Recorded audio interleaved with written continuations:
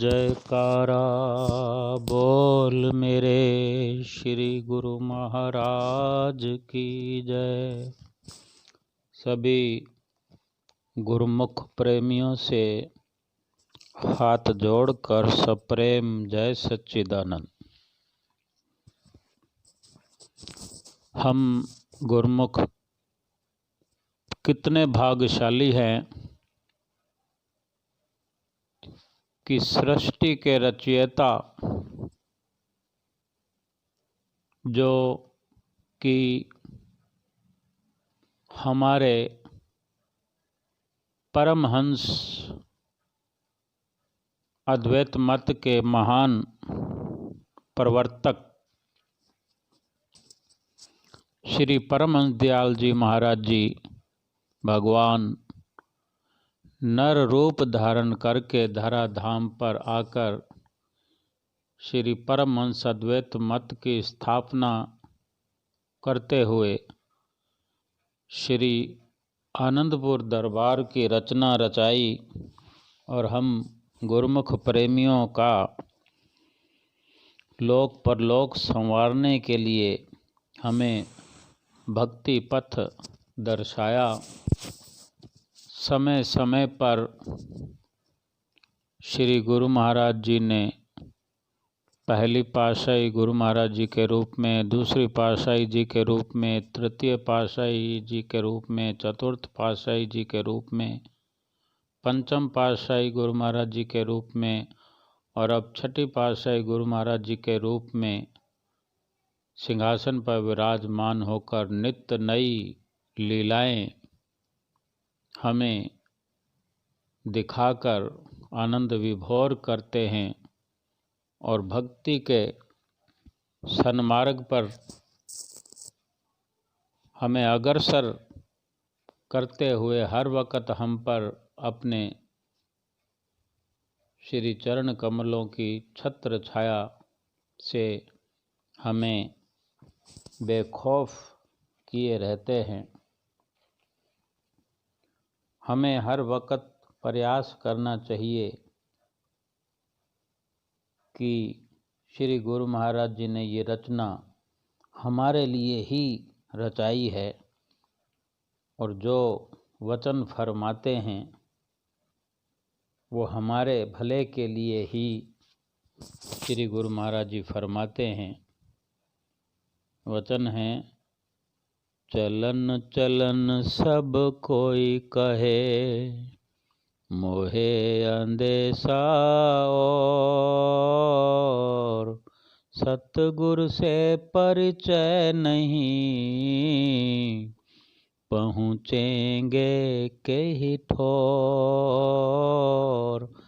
पहुँचेंगे के ही ठोर।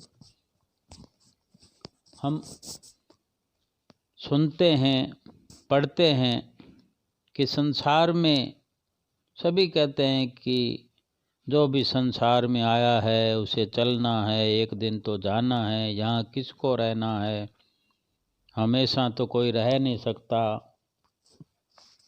किंतु सतपुरुष फरमाते हैं कि मनुष्य कहता तो है कि जाना है, पर जाएगा कहाँ? क्योंकि जैसे किसी यात्री को कोई दिशा निर्देश करने वाला ना मिले, ठिकाना पता बताने वाला ना मिले, तो वो अपने लक्ष्य पर पहुंच कैसे सकता है? मार्गदर्शक के बिना जैसे किसी दूसरे शहर में जाते हैं, हमारे पास पता ठिकाना चाहे लिखा हुआ हो, लेकिन उस लिखे हुए पते को भी तो कोई बताने वाला चाहिए ना। अगर कोई मार्गदर्शक ठीक ठीक पता बताने वाला नहीं मिलेगा तो हम उस लिखे हुए पते पर भी कैसे पहुंचेंगे? फिर ठीक ठीक पता बताने वाले का भी मतलब यही है कि रास्ते तो उसी एक ठिकाने पर जाने वाले कई होते हैं, लेकिन ठीक रास्ता कौन सा है वो ठीक मार्गदर्शक ही हमें बताएगा कि ये रास्ता सही रहेगा, ये साफ रास्ता है, ये सड़क वाला रास्ता है, ये रोशनी वाला रास्ता है, ये बिना किसी झंझट वाला रास्ता है। अगर ऐसा पथ प्रदर्शक हमें मिलेगा तो हम जिस शहर में गए हैं, जिस नगर में गए हैं, तो हम अपने ठिकाने पे जल्दी पहुंचेंगे और बड़े सुखद तरीके से पहुंचेंगे, आराम से पहुंच जाएंगे और जल्दी पहुंचेंगे और अपना काम करके वापस लौट सकते हैं।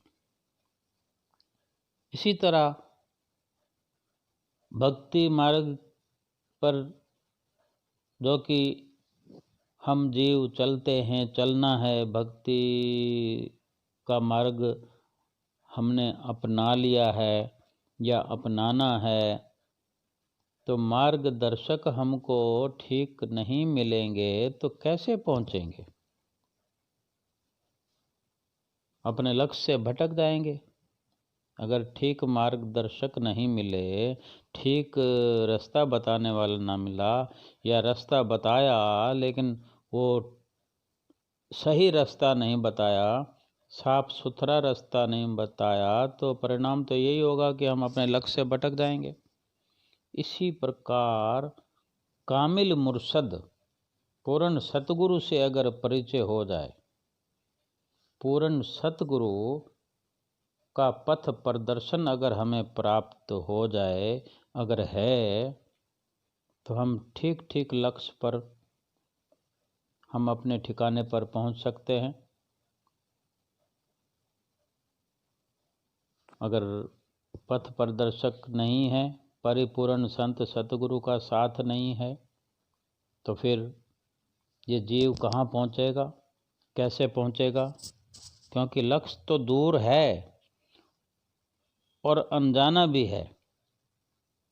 उस लक्ष्य को जानने वाले तो पूर्ण संत सतगुरु ही हैं। यदि मनुष्य उनके पथ प्रदर्शन में यात्रा नहीं करता तो वो भटक जाएगा।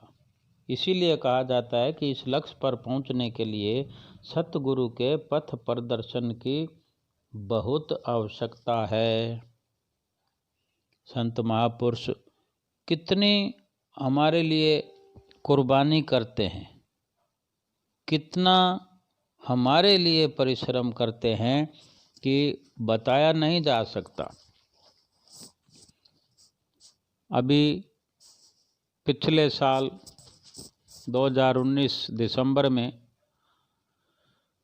10 दिसंबर को पूजनीय महात्मा जी सत्संग में अपने वचनों में फरमा रहे थे कि वहाँ, जबकि 10 तारीख की बात है, आप जी सत्संग कर रहे थे, महात्मा जी छठी पातशाही गुरु महाराज जी विराजमान थे, तो वो जिक्र कर रहे थे कि वो दूसरे दिन जैसे जाने वाले थे, 10 तारीख ऐसा कुछ सुना कि आप कह रहे थे कि हमने वहाँ जो कि बाई जी ने, अम्मा जन बाई जी ने, जिनकी विनती पर श्री गुरु महाराज जी ने जयपुर में कृपा फरमाई और जो लुभावन दृश्य गुरुमुख प्रेमियों ने देखे, जिसकी कोई मिसाल नहीं, जिसकी महिमा का कोई वर्णन नहीं, वहाँ पर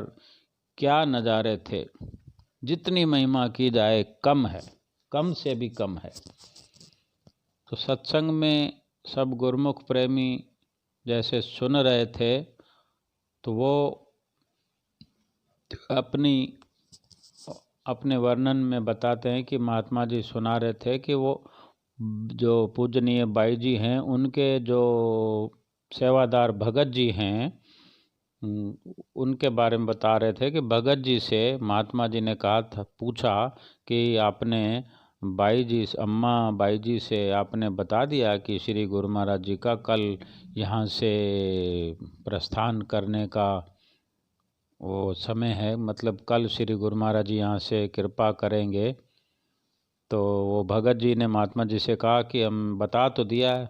तो महात्मा जी कहने लगे कि एक बार और बता दो। तो फिर भगत जी ने कहा, अम्माबाई जी के जो सेवादार भगत जी हैं, तो कि ठीक है जी एक बार और बता देते हैं। एक बार और बताने बाई जी के जैसे सन्मुख गए, बताया तो बाई जी ने कहा नहीं नहीं नहीं नहीं नहीं नहीं, कल तो नहीं भाई, कल तो गुरु महाराज जी को नहीं जाने देंगे हम। तो एक दिन और श्री गुरु महाराज जी ने कृपा कर दी। गुरु महाराज जी तो बड़े दयालु हैं, और कई कारण होते हैं। रोकने वाले बाई जी हैं, रोकने वाले उनके और भी प्रेमी होते जिनके हार्दिक पुकार होती है, और वो फिर महात्मा जी ने वो राज खोला कि ये सब संगत का प्यार है, सब संगत की चाहना है, ये तो कारण है ही। लेकिन एक कारण और खुल के सामने आया कि एक भगत जो कहीं बाहर से सत्संग श्री दर्शन श्री गुरु महाराज जी के करने के लिए जयपुर में आने वाला था, तो वो आ चुका होता जिस वक़्त सत्संग हो रहा था, लेकिन वो सत्संग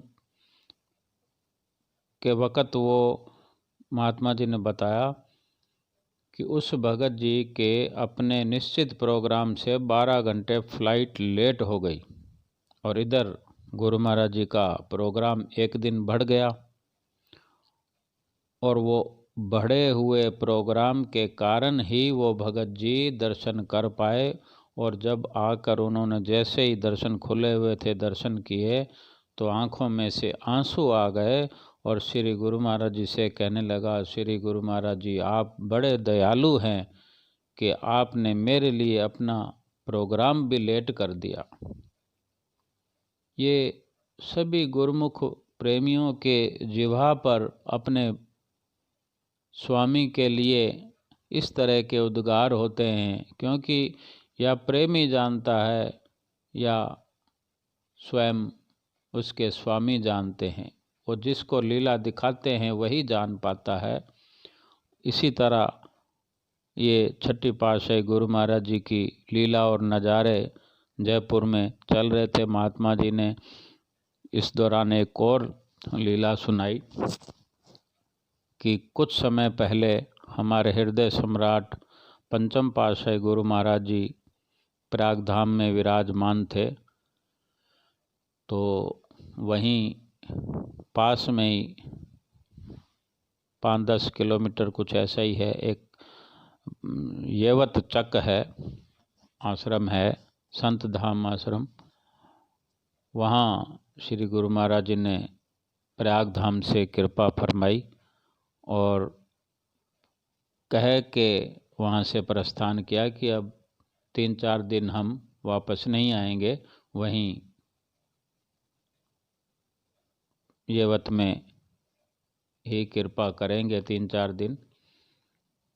और ऐसा वचन फरमाकर आप जी वहाँ से प्रस्थान किए येवत के लिए, और वहाँ पहुंचकर सभी गुरुमुख प्रेमी जो वहाँ पर होते हैं इंतज़ार करते रहते हैं कि कब हमारे नाथ, कब हमारे प्रीतम प्यारे हमें भी यहाँ हमारे घर में दर्शन देने आएंगे।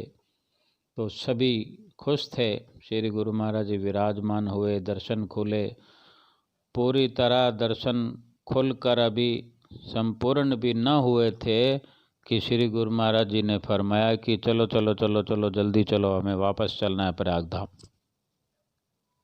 सब वचन सुनकर हैरान हुए कि अभी तो एक दिन भी नहीं हुआ, आप तो वचन फरमाए थे कि 3-4 दिन येवत में रहेंगे।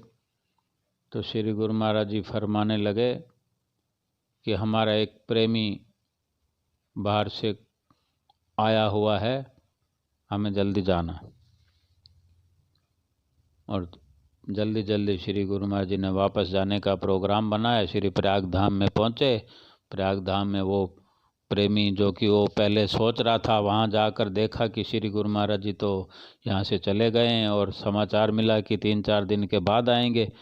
तो वो सोच विचार में था बाहर से कोई, विदेश से कोई अगर आता है तो समय के हिसाब से कई बार समय बहुत कम होता है, और ऐसा समाचार मिले कि 3-4 दिन के बाद आएंगे, तो क्या पता उसके पास इतना ही समय हो। तो सोच में पड़ गए वो भगत जी, वो प्रेमी, कि क्या होगा, कैसे होगा, अब क्या करूं। ऐसा सोच ही रहा था कि देखते ही देखते श्री गुरु महाराज जी तो प्रयागधाम में आ गए। और प्रेमी को जैसे पता लगा, बिल्कुल खुश प्रसन्न हो गया।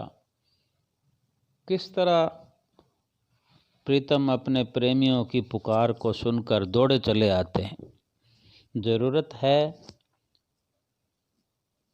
करुण पुकार की, जरूरत है अपने भाव की। क्यों कि जब हमारे दिल के अंदर प्रभु की पुकार चलती है, प्रभु से हमारा नेह लगा होता है, तो प्रभु भी उस पुकार को सुनते हैं। उस प्रेम की कसौटी पर हमें खरा उतरता हुआ देखते हैं, तो वो प्रभु रुक नहीं सकते अपने प्रेमी से दूर, तुरंत दौड़े चले आते हैं। कहीं भी विराजमान हो, चल पड़ते हैं अपने प्रेमी के पास, उसको दर्शनों से निहाल करने के लिए। फरमाते हैं कि गर चाहे तो आनंद सच्चा, प्रीत प्रभु से लगा लेना, कर मालिक की भक्ति, गीत उसी के गा लेना। जिस सुख की तू खोज है करता, झूठे जग के भोगों में, सुख मिलना तो दूर रहा, उल्टा फंसता है रोगों में। विषयों की आसक्ति में न मन को लुभा लेना, कर मालिक की भक्ति, गीत उसके ही गा लेना। अगर हमें सच्चा आनंद चाहिए, सच्ची भक्ति चाहिए, तो प्रभु से, प्रभु के नाम से सच्ची प्रीत लगानी है, मालिक की भक्ति करनी है, मालिक के भक्ति के ही गीत गाने हैं। संसार में जो हम खोज करते हैं सुख की, वो सुख तो दूर है मिलना, उल्टा हम भोगों में, उस दलदल में फंसते जा रहे हैं। इसलिए अपने आप को हर पल बचाते हुए, माया से दूर होकर, भक्ति में चित्त लगाते हुए, अपने श्री सतगुरुदेव महाराज जी के बताए रास्ते पर चलना है, उनके मार्गदर्शन में भक्ति का सफ़र करना है। पल पल सिमरन करते हुए, पल पल श्री गुरु महाराज जी की याद में अपना लोक और परलोक सुहेला बनाना है। बोलो जयकारा, बोल मेरे श्री गुरु महाराज की जय।